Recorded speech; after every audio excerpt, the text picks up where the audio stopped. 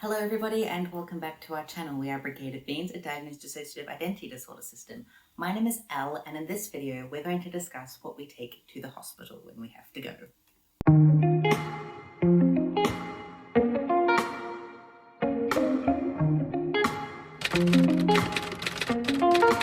Now, this is not the video we had planned for this week at all, and I am filming it after it's already meant to come out, so it is a late video, which I apologize for.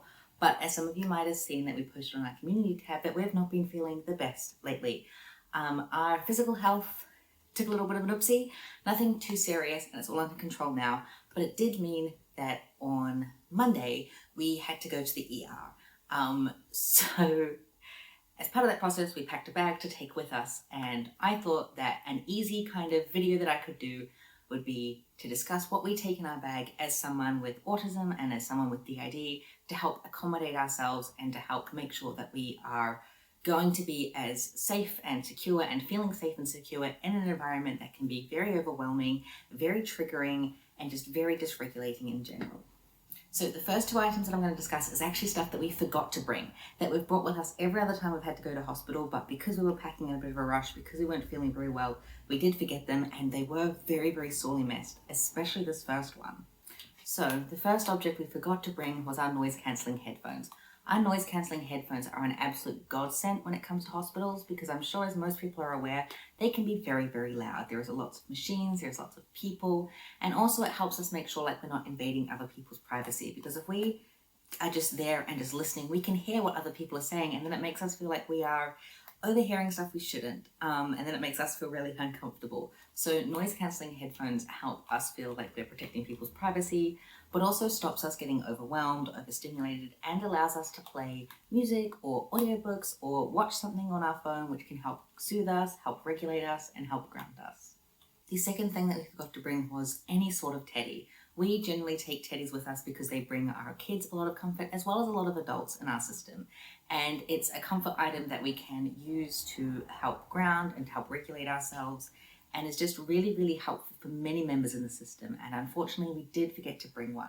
But because we had our other fidgets and because we weren't there for very long, it ended up being okay. Now, onto the things that we did actually remember to take with us. The first is the bag. We brought a tote bag because it's quite large, it fits a lot in it. If we are going to be there for longer, we have like an overnight bag that we take, and if we know that we are just going in for like a quick appointment, we'll normally just take our fanny pack that we have. But because we were there for an unknown amount of time, we just brought our tote bag, and this is what was in it. The first thing is extra layers. Hospitals can be really, really cold, and although they have blankets, sometimes you need an extra layer. We didn't end up needing this. We actually ended up in a hospital gown because they needed to do an EKG on us, but we had this just in case. Australia is also quite hot at the moment, so I think that also impacted the fact that it wasn't super, super cold inside. But we also brought a hoodie that is related to our special interests so that we could even just bring it out and look at it if needed, and self-soothe and regulate ourselves by thinking about something that is really, really important and brings up a lot of positive associations for us. The next thing is to bring something to entertain yourself with. So we brought both a book and our Kindle and our phone. You don't know necessarily how long you'll be in the waiting room, how long you're going to be waiting for triage, and how long you'll be waiting between tests, etc. So bring something to do. That might be a puzzle book, or it could be something like a book. If you have a Switch or something, take that. And if you are bringing electronics, make sure you bring a charger with them. We unfortunately didn't end up reading as much as we would like to, just because every time we were looking down, we'd get quite nauseous. So we did spend a lot of time on our phone and ended up just messaging a lot of people, talking to people, and doing different games on our phone that we have installed. But we couldn't watch any videos because, as I said, we didn't have our headphones with us. The next thing is bring a wallet. So bring your ID, bring your healthcare cards. If you have insurance, bring your insurance cards.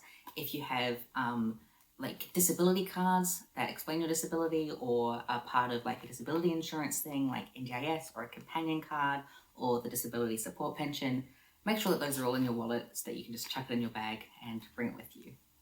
The next thing we had was our sunflower lanyard. This also has our bus pass in it, so we needed it to be able to get home afterwards. We didn't wear it this time because we were very overstimulated and couldn't have something else around our neck, but we have worn it during previous hospital admissions just to let staff know, Although, because they're taking your medical history anyway, it's already written down on paperwork and everyone is already kind of aware that you have hidden disabilities or other diagnoses, etc. We also, on our keyring, have a fidget that's really helpful, as well as badges that we can point at if we're struggling to communicate.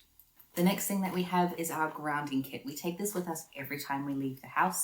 There are several different things in it, but I'm going to go through the ones that are most important and relevant to us being in hospital.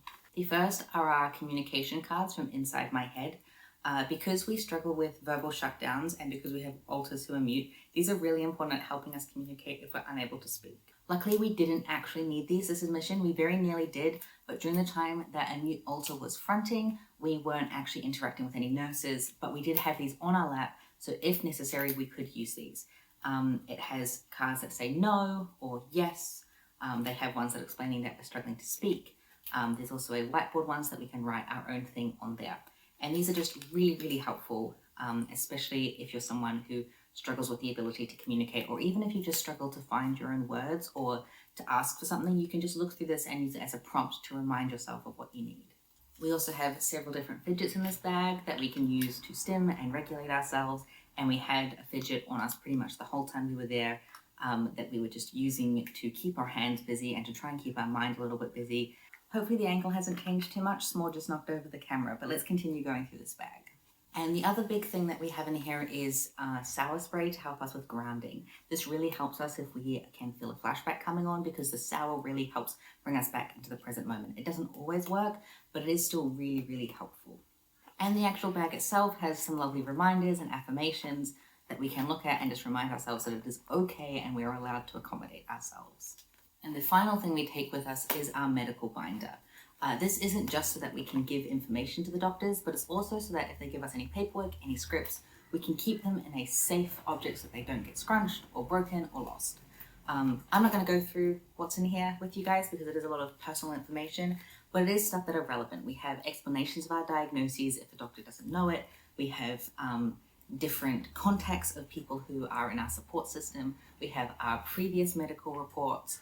We have some of our diagnostic paperwork, just so that if anything comes up, we have it and we can use it to help, what's the word I'm looking for? Oh, we can use the paperwork in here to help advocate for ourselves and advocate for our needs, because we have reports written by our psychologists that say we need our headphones with us at all times. We need to be allowed to use fidgets, that our verbal shutdowns are not just us being attention seeking, stuff like that.